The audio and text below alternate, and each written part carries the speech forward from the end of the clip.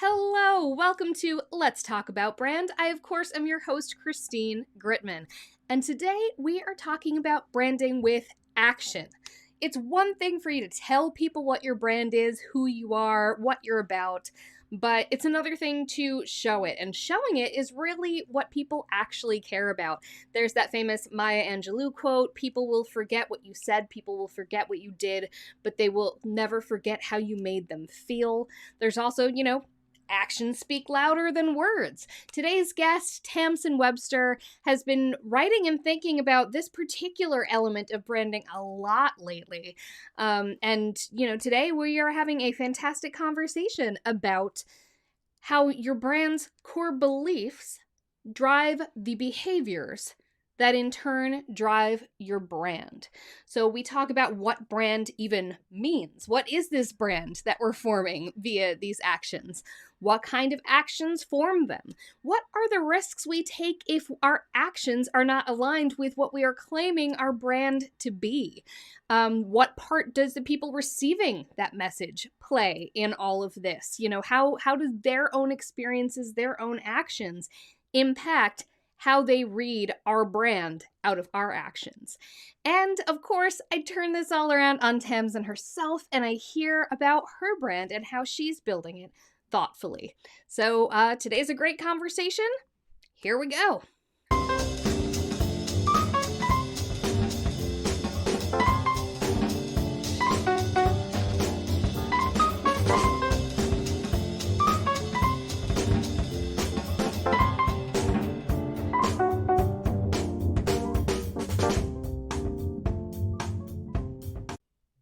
One thing we really talk about a lot here on Let's Talk About Brand is the fact that consumers kind of have pretty sensitive bullshit detectors at this point in this stage of capitalism, shall we say.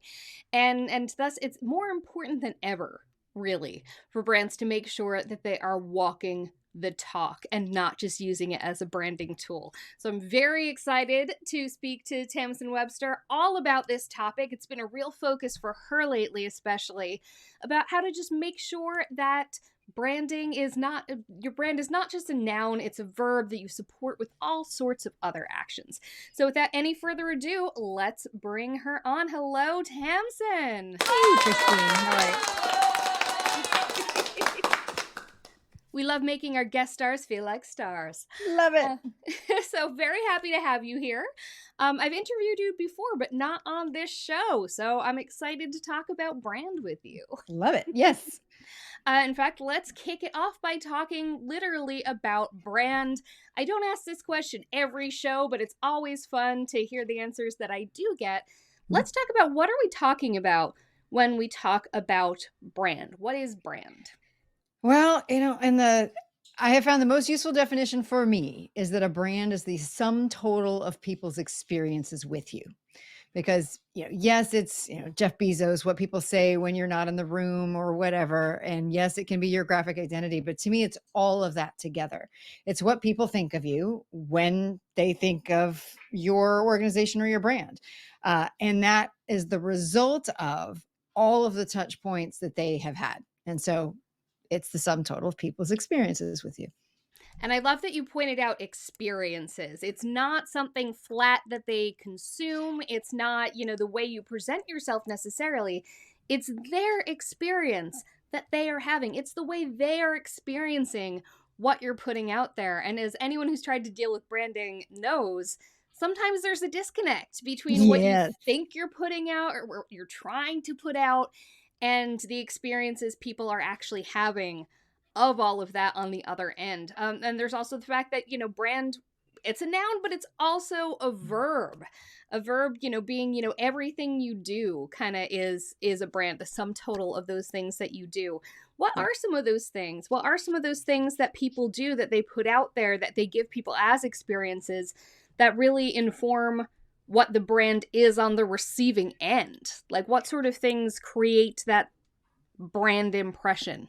Yeah, so think of it just any behavior of the brand, to kind of anthropomorphize it a bit is going to be something that contributes to that experience. So it can be anything from, what is my experience with your product or your service? Like, what was the process like to buy it? What was it like once I had it? What is that thing now that I'm interacting with it? What is that experience? What is, if I need any kind of support after the fact, what's that like? It also includes what I see you do in the market.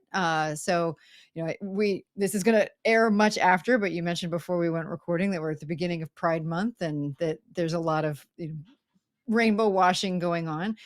People observe that, and they observe that in the context of all their other experiences with you. If you're a brand that where that is a consistent behavior, then that's probably going to help cement that brand and lift that brand in someone's mind. If that is not consistent behavior, meaning it's just this is the only time you see a brand do something, well, in my mind, that starts to erode at least the intended brand that an organization or an individual might have. It establishes a slightly different one. It establishes that, an aspect of the brand that is, oh, this is an organization or an individual that does this because, maybe they think it looks good, but that's a very different thing than the behaviors over time. So it really is everything from how do you treat your people? What do people say about you on Glassdoor? What's the sales process? What's the customer experience? What is the actual experience of the product itself? Just anything that the brand actually does, and that can be observed and felt by other people, is going to be contributive or complicating to that brand. One of the words you used I really loved in there, anthropomorphize. Let's anthropomorphize the brand. I'm a And dork. no, but it really has been, we really do kind of feel brands like people. Yeah. I feel like now more than ever. There's, that old chestnut of you are the average of the 5 people you spend the most time with. A lot of times the people we surround ourselves with and choose to actively associate ourselves with are kind of a reflection on who we are. It's a sort of self-definition of our brand as a human. Oh, And absolutely. Yeah.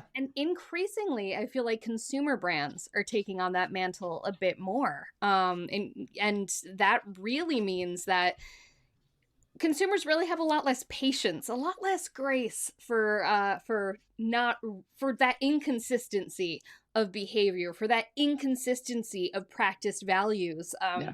as you illustrated. Um, I mean, first of all, do you agree with that? Do you think What's that we are what's your expecting more feeling of on brands, our or do you think it's kind our of sense always of been kind of this needing way? what's Our your brand what's to your almost feeling be on someone our we'd hang out our with in a sense way, of in kind of terms of like needing our being brand to almost copacetic be with their someone we'd values hang and out all of with in a that. way, in terms of like being copacetic with their values and all of that. So I'm gonna say both in my own way, but because I think it's more explicit now. So to the question of is it more now than it has been? Yes, because I think the explicit need for that alignment to be present is stronger now. However, I've been in branding and messaging long enough to know that the easiest way to stay on top of things is actually to focus on the things that don't change, right? So the channels change, like various trends and whatever change, holidays change. But what doesn't change is how people make decisions, how people process information, how they decide to do what they're going to do in a certain way. And when it comes to that, you know, not just research, but our own human experience would show that we don't do anything long term that feels inconsistent with our values, our beliefs, our desires, with how we believe the world should act. So that piece has always been there. And so when we have an interaction with a company or a person acting like a company or a company acting like a person, uh, regardless, that particular fact of human cognition is going to be true, is that maybe short term, I might buy from this person or buy that brand or whatever because it satisfies a short term need. But long term, those deeper values, those deeper beliefs are going to take over, those deeper principles. And so I think what we're finding, I think one of the reasons why it's so much more prevalent now or so much more explicit now is because there's so much more competition for attention and for that brand loyalty. And so I think it's a self-protective device from consumers to say, just help me understand who you are and what you're really about faster. And the brands who do that best, I think, win long term, because it makes it easier for those folks that, they're for but may not know it yet, to find them. And it makes it clearer when they take a strong stand on one side or another who they are not for. And I think longer term, that helps the consumer. So from again, if you think about it from a human need standpoint, the consumers are trying to save brain space. And the way to do that, one of the ways that they can help do that is to say, I'm going to set up some pretty strong lines about the kinds of brands that I'm going to interact with, because I don't want to feel that disconnect within myself about who I see myself to be and then the brands I interact with. And it can also be a nice kind of cultural shorthand for, I'm going to outwardly evangelize for this brand as a way of telling you that I'm this kind of person. We can kind of use brands in that way. Yeah, and I think there are some folks that do that really consciously, and there's some folks that do it much more subtly and maybe even unconsciously. So, I've got a good friend. I don't know if she's been on this podcast yet, but she should be if she hasn't been, and that's Neen James. And she studies luxury. So she really works with luxury brands and folks that offer services to luxury brands, travel advisors, those kinds of things, financial advisors, et cetera. And she did this amazing piece of research on kind of luxury mindset. And I think a lot of us tend to think of luxury as, it's a thing. Like there's, how we think about these things, that it isn't just things, it's experiences. But what she discovered is, like many other things that we do as humans, we kind of assume that our version of luxury is everybody's. But what her research found was that there's actually 4 different luxury mindsets. And I think this is so important and so useful, whether you're a luxury brand or not, because what she discovered is just what we were talking about, is that there are some folks that use luxury as an extra label, kind of putting it out there. They're the ones that have the visible labels on everything and that kind of thing, because for them it is a reflection, an outward reflection that they very much want to announce about how they feel about luxury and what they think that reflects back on themselves. Now contrast that with stealth wealth and those kinds of things, where there's other people who, even if they're quite affluent, spend their luxury money in quite different ways, because for them, not showing it is actually consistent with their values and who they are. And so I think it's really important, particularly from a brand standpoint, not just to understand the mindset of the people that you're talking to, and to understand that there are multiple mindsets and you may not be for all of them. Um, but perhaps even more importantly, to understand which of those you really do want to be for, and which of those kinds of mindsets are consistent with how you as a brand, what you as a brand believe is the role of a brand, or the role of your products and services in achieving particular outcomes for your clients and customers. And luxury is such a great example because, the way people action that adjective, the way they verb that adjective Yes. is so different. I was just reading a very serious scholarly, BuzzFeed roundup about old money versus new money. And a huge Yep. part of it was like, new money is flashing the visible logos. Old money wants a really well made cable knit sweater that they'll have for, a decade plus. It can be so different. So, And yeah, and even that, I mean, so even that can cut across, right? Because I think yeah. this is what I was finding so interesting about the research that Neen did, is that you can have new money that actually doesn't believe in flashing it either. I mean, and there may be all sorts of reasons, maybe because they want to look like old money, right? Or for whatever reason. And same thing, you might have old money that's just like, yeah, but I like the look of this thing. Like, I want the LV on everything. I want my like shiny red Lambo, right? Whatever.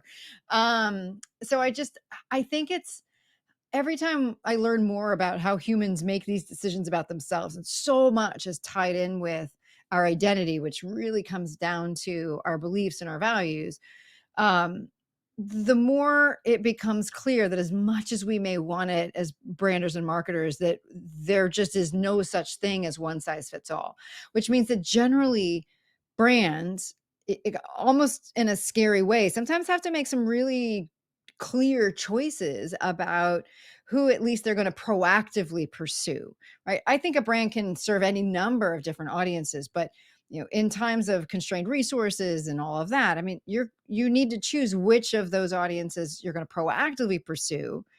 And always my recommendation to my clients is proactively pursue the clients and the customers that are most likely to be converted, right? Once you've pursued them. And those are the ones where you have this overlapping ethos, where you both share beliefs and values about what things like luxury mean, or what customer service means, or what the end goal of a company should actually be. Is it profit? Is it bettering the world? So there's these beliefs, they like I said before, they guide the behaviors whether we realize that or not, right?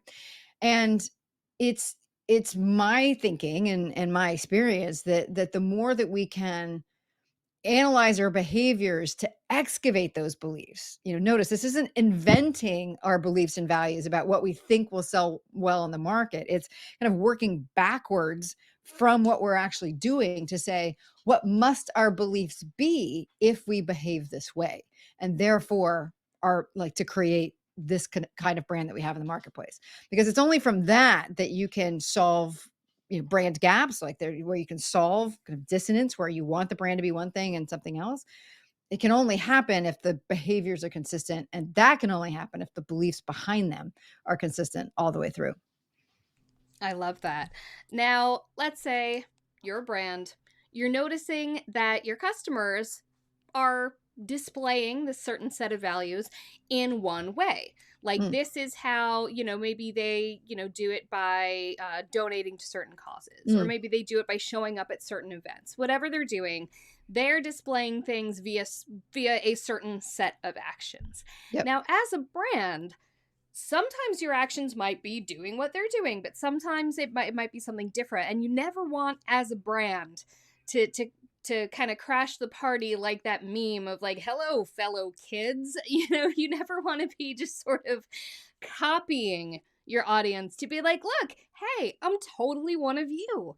So how could a brand sort of resolve understanding their audience, understanding the actions by which they show their values that they care about, um, but at the same time having a good sense of, but this is who we are. I'm not even clear exactly where the question is in that. Do you get where I'm going with that, though, more or Yeah, less? I mean, I think Yeah. so. I think, I mean, what I've seen that's similar to what you've talked about is, I have a extensive background in nonprofits, and what many nonprofits are familiar with is the tension between who they see themselves to be, because generally nonprofits have very well defined missions, and a donor that's offering a heck of a lot of money to them to be something a little bit different. And for some organizations that don't have not just their mission, but those underlying beliefs and values, those really kind of pillar principles, core principles really established, it can be very easy to kind of be pulled off of the main thing. So we can map that back over to for-profit companies. And where I think it's very similar, where you see, oh, like, oh, look, well, the kids are liking this. We should do that. We should go over and be there. But the thing is, the We should get moment on the we should, TikToks. yeah, exactly. Because, oh, that's where they're like, but is that where, but are those people really your people? I mean, that's the first, for me, to some extent, that is ultimately the first and best check is actually who are you for? Like, who are your people? And I have found that, and it's where I start, all the messages that I design with my clients, that it can be helpful to start from from this starting point, which is, what audience question do you exist to answer? Because, like, what that snaps you to right away is a couple things. One is, you're making sure that you are already rooted in something that the audience actually wants, right? You're not a product or a service or a solution in search of a problem. You're basically saying, no, no, no, this is the problem that we exist to solve. This is the question we exist to answer. This is the opportunity we exist to elevate. And And we believe, either based on experience or hope or research that will be done or has been done, that they actually have this question. But it's the exist to answer piece that is the check on that. Because there's a ton of questions that your audience could have answered and that your brand potentially could answer. It could be, we can help people feel cool. We can help them do this. We can help them feel more about that. But it's about choosing one. That discipline is really important to say at its core, at our core, we are about this question. And that test of, we exist to answer this question for the audience, can be just dramatically helpful to help resolve that tension between who we kind of wish we had because we always want growth and market or whatever, and who we exist ourselves to be. But again, I see it over and over again that the clearer a brand is and who it's for, why it exists, what its principles are, the faster it's able to draw to it the people who actually are its deeper and its best supporters. And one of the things that you said before here and also before the call is like, it's when you do that well, you're allowing people to find you that you're for, that didn't even realize you were there and that you were for them. But that only comes with that clarity of question and clarity of core principle and clarity of message to get out there. Now, one place that I know a lot of brands are kind of struggling with this nowadays, some of them are, hitting it out of the park with this, but some of them are trying to get their footing, is with influencers, with user generated content, with partnerships, with things of that nature. Because a lot of the brands who are doing it well, there's absolutely an alignment there of values, there's an alignment of speaking to the same ideal audience, things like that. And hopefully a compatible history of actions on the part of both parties. Yeah. But then, of course, there are some brands where, understandably, they're looking at where marketing is going nowadays and Yep. they're saying, we're getting left behind by all these brands that are working with, again, it's such a cheap shot, but it's such an easy example, working with influencers on TikTok. Yeah. Just, as one example. And so they may be tempted to say, okay, well, this is where everything's going. This is where all the attention is going. And they might kind of leap into that without really taking all of those things into account. So I guess what I'm getting at is, what are some of those things that brands really should bear in mind if they are going to use that type of route, where either, because they want to get a new audience, they want to get an audience that maybe doesn't know they exist yet, but Yeah. how can they make sure that they're getting it in a way where the actions they are taking to create that brand impression is actually going to create that impression that they hope for? Yeah, I mean, to me, it all comes back down to honestly, it comes back to what I think of as core principles, which are the oftentimes unwritten and sometimes even more unconscious kind of rules of the road for why a brand behaves a certain way. It is those deep set beliefs and values about why they exist. I have no issue at all of a brand going out to TikTok if that people who share those values are also on TikTok. But the thing is, like, sometimes a lot of brands, just for sake of expediency or whatever, are just trying to go for any eyeballs rather than the right eyeballs, right? And so if you're trying to figure out, should we do this? Where should we go? Whatever. To me, it really comes down to back all the way up, because if it's the beliefs that drive the behavior that drive the brand. So one of the best first steps that a brand can take is to reveal for themselves the core principles behind who they are and what they do, and then use that as a check on any choice of channel or whatever. But also then, when you can communicate that core message to potential partners, affiliates, influencers, etc., it ends up being a really good check, because it builds off that question I already articulated. So, the first question that I recommend brands ask themselves is that, as number one, what audience question do we exist to answer? Now, that implies, of course, that you have some sense of who that audience is. But I have found much more useful long term than we're looking for women between 25 and 34 is actually, what question are they asking, right? Are they asking, how can I do X, Y, or Z? Or what's the best way to? Or I'm trying to find, a sustainable brand that helps me do X, Y, or Z. Or I'm trying to find clean makeup that doesn't look like I'm wearing a mask or something like that. Like it's what is that question? Like that's actually more unifying and much more helpful for planning follow-on positioning, branding, advertising, sales, and all that kind of stuff from there. The second question is, if you've got an answer, if you've got a question, like what audience question do we exist to answer? The second question you're trying to ask yourself is, how do we answer it? Right. So, one of my favorite examples of this, for instance, brand is Eileen Fisher. And Eileen Fisher, women's clothing brand, they have, I love this. Like on their website, there are two navigation options. One is shop, and the other one is circular by design. And the circular by design piece is actually how they deliver on however they want to articulate the audience question of, kind of a sustainable clothing brand that, reflects personal style and however they want to do it. But that circular by design piece is how they answer it. They're basically saying, we design clothes that do this in a way that is consistent with the values and behaviors that we want. So there's this circular piece and there's this design piece, and they can unearth the principles behind each of that. So third question. So first question, what audience question do you exist to answer? Second, how do you answer that question? And it shouldn't be 17 things. It should be the high level thing that you represent, the change, the difference that you represent in the marketplace. And then the third question is, why do you answer it that way? Because that will start to reveal to yourselves and to the rest of your potential customer base what those core principles are. So, I don't know what they are for Eileen Fisher, but we can start to take some guesses, right? When we talk about, all right, well, circular. Why is circular the way to achieve the answer to the audience question?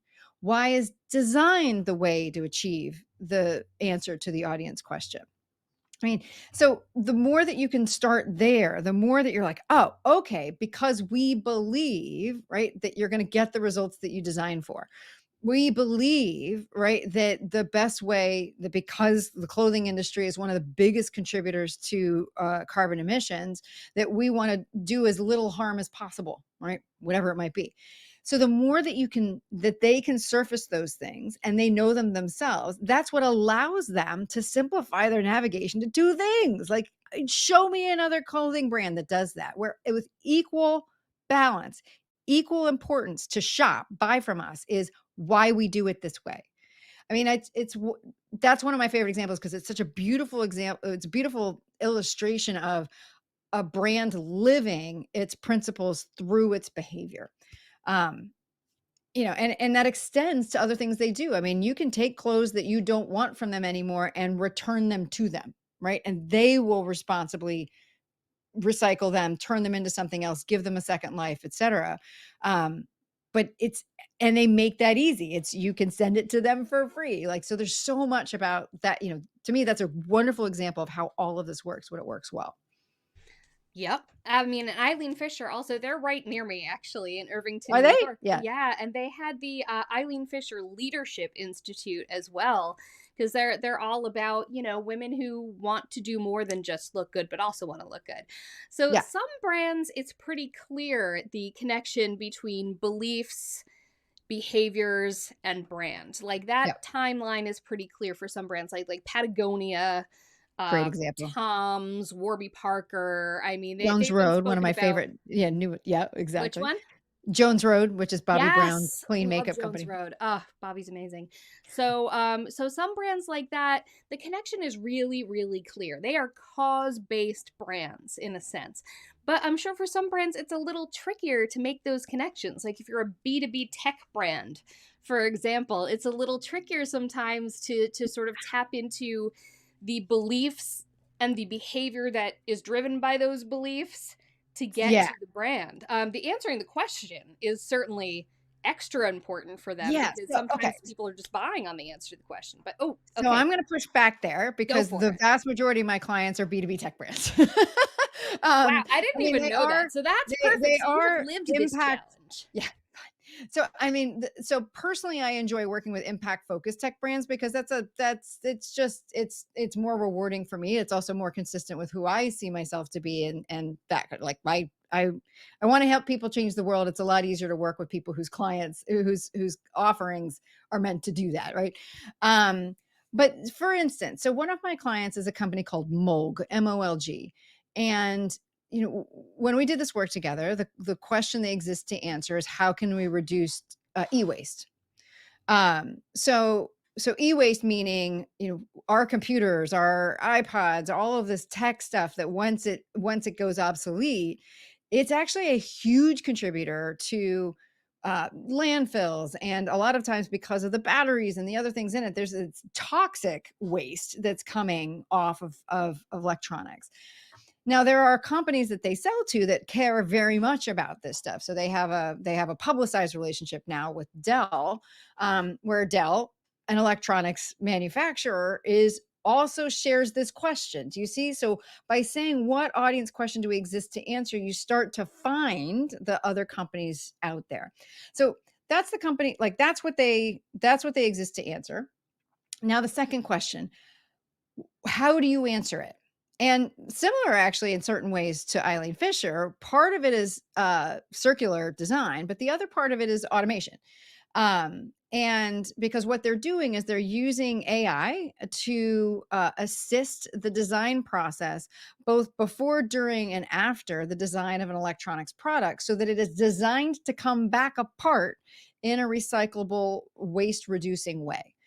And so these two pieces, circular design, kind of artificial intelligence automation, AI automation, those are kind of the two key components of how they answer that question. By the way, that's my that's my go-to, is like you should always be able to reduce it to two components. One, and it's not new. More than two, and it starts getting confusing. Two, you've got everything you need for an incredibly strong, simple, and yet still innovative thing. So circular design and automation. And then if you dig further, okay, well, why circular? Well, you heard me say it in connection with Eileen Fisher, because you get the results that you design for, right? So if you don't design for something to come back apart in a way that isn't going to be toxic, it's not going to come apart in a way that's going to be toxic. But if you do design something to come back apart, if you are thoughtful from the beginning about how something is designed, it's much more likely to happen. Okay, great. Is that enough on its own? I mean, it could be, but for the founder, Rob, like his perspective was, yeah, but we can do this better and faster with the assistance of AI. Because automation extends human capability. Like, again, core belief of his that you get the results that you just designed for. Principle number one. Principle number two, that automation extends human capability. So then he's able to say, so that's why when, for companies that want to reduce e-waste, we apply automated AI design all the way through the process, both before, during, and after, to make sure your products are designed so that the end of one product always becomes the beginning of another. That's the phrase he came up with. So like I said, it is possible, but it does mean you have to do that work to say, again, why are we here? And if it's just to make money, fine, but it's going to be a really hard to say, to find an audience that intersects with that, because there are very few consumers out there that are like, I am here because I want to help you company make money. Right. So this is why you have to kind of back off of some of those like quick, obvious answers and say, but yes, but why? Why are we here? Why are we designing these things? And I have found that there's at least with all my clients, there's always been an answer to that. There's always been an answer to what audience question do you exist to answer. There's always been a two-part answer to how do you answer it. And there have always been core principles that they share with their ideal audience that explain why they answer the question that way. Oh, I love that. All right, this is a tricky one. This is wrapping it up here. In conclusion, Tamsen Webster, what question does your personal brand answer? How does it answer it? And what are your beliefs that drive what Okay. behaviors that drive what brand? Thankfully, I've done this work for I myself. had a feeling you may have. You'd be Yeah, surprised, though, by it's the number of guests who I asked to apply their own methodology to themselves who have not. oh, that which So is let's hear yours. so that is one of my beliefs. It's not one of the core ones, but yeah, I believe that you should like live the thing that you do. That's probably clear in how I talk about brand. All right. So the audience question I exist to answer is, how do we build buy-in for change? So that can be leaders of an organization, that can be nonprofit, that can be people in marketing, but generally every client base that I work with is trying to figure out how to get people to buy in a change that is happening or needs to happen, or to a change that they represent in the marketplace. The two key components that I have, you've heard them through everything we've talked about, are story and belief. Because change is built on story. We don't do anything without telling ourselves a story about why that change does or doesn't make sense. And second principle, and so the principle behind that is that, you know, that change is based on story. Buy-in is based on story. So then there opens up that second question. Well, what are those stories based on? Well, stories are based on beliefs. They are. So if change is based on story is based in beliefs. So that belief piece is the second piece. And belief is the point of connection. Belief is what drives buy-in. So fundamentally, everything that I do with my clients is about surfacing those elements, sometimes in that order and sometimes in reverse. But it's about establishing what are those core principles, those core beliefs that are driving the behaviors of your brand. And then how do you articulate that in such a way so that those points of agreement and alignment long-term can be articulated in a way that people understand. Because fundamentally, in order to get that buy-in, people have to understand and agree. Understanding comes through story, and agreement comes from belief. Ah, love it. Tamsen, please tell the folks at home where they can find you, why they should find you, and what they'll find there.